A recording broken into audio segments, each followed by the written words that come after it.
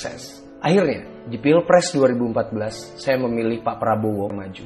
Lalu beberapa hal mengubah pandangan saya yang dulu. Keadaan desa di era pemerintahan Jokowi. 95% menjawab, bagus sekali. Pandangan saya tentang Pak Jokowi berubah. Ternyata beliau memang bekerja untuk membenahi negara ini.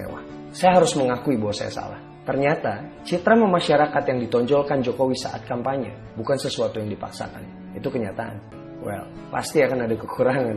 Siapa yang gak memiliki kekurangan? Pilpres 2014, saya adalah memilih Pak Prabowo. Sejujurnya, saat itu saya masih diliputi keraguan akan keduanya. Saya bingung menentukan siapa yang cocok untuk memimpin Indonesia.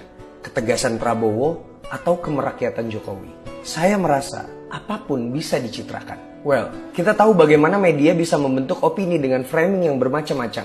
Apalagi capres pasti punya tim ses. Mereka pasti berusaha membuat citra yang baik supaya paslonnya sukses. Akhirnya, di Pilpres 2014, saya memilih Pak Prabowo karena merasa ketegasan beliau bukan pencitraan. Itu adalah karakter yang memang sudah melekat kepadanya bertahun-tahun. Dan menurut saya, pemimpin yang tegas adalah pemimpin yang diperlukan oleh negara ini. Pilpres 2014, Prabowo kalah, Jokowi menang.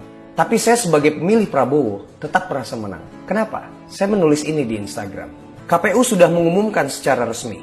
Jokowi JK, pasangan presiden dan wakil presiden baru buat Indonesia. Saya pemilih Prabowo, tapi saya tetap merasa menang.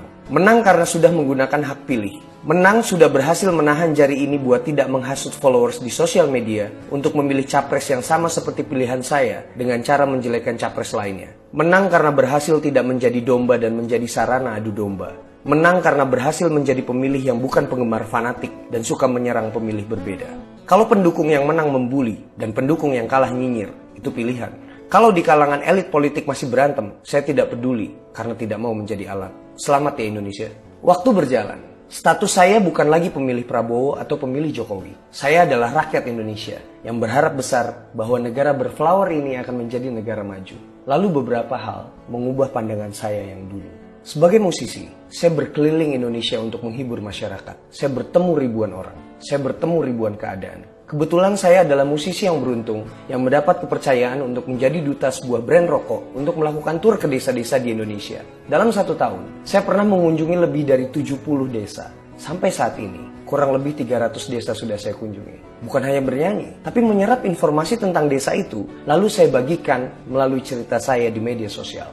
Di desa, saya bertemu langsung dengan masyarakat, tanpa batas. Saya bertemu muspika atau musyawarah pimpinan kecamatan yang terdiri dari camat, kapolsek, dan ramil. Saya bertemu lurah, bertemu RW, bertemu RT, kepala dusun, tokoh masyarakat, dan juga penduduk desa. Saya sering bertanya secara personal, bagaimana keadaan desa di era pemerintahan Jokowi? 95% menjawab, bagus sekali. Programnya mendukung desa untuk menjadi lebih maju. Mereka merasa diperhatikan. Desa adalah kenyataan, kota adalah pertumbuhan. Apa yang terjadi di desa menggambarkan wajah sebuah negara. Itu menurut saya. Pandangan saya tentang Pak Jokowi berubah. Ternyata beliau memang bekerja untuk membenahi negara ini. Saya mendengar langsung dari orang-orang yang dianggap sebagai kelas bawah. Bukan orang kota yang dianggap kelas menengah. Atau mereka yang ada di kelas mewah. Saya harus mengakui bahwa saya salah. Ternyata, citra masyarakat yang ditonjolkan Jokowi saat kampanye bukan sesuatu yang dipaksakan. Itu kenyataan. Saya juga mengamati, selama masa pemerintahannya, Jokowi peduli pada perkembangan dunia digital dan kaum milenial. Banyak sekali kreator yang diundang ke istana untuk sharing.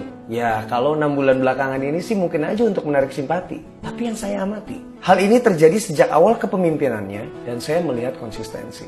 Satu hal lagi, orang-orang di sekeliling Jokowi. Saya melihat orang-orang muda, orang-orang kreatif, orang-orang pintar, orang-orang berintegritas. Saya melihat harapan bahwa negara ini akan tumbuh menjadi negara dengan banyak pemimpin muda yang memiliki visi dan misi hebat dengan ide-ide yang segar. Soal ketegasan yang tadinya saya ragukan, saya melihat sebuah video Pak Jokowi berkata bahwa sekarang beliau tidak lagi mau diam, beliau akan lebih tegas lagi. Well, pasti akan ada kekurangan. Siapa yang gak memiliki kekurangan? Saya bicara di sini bukan karena dibayar.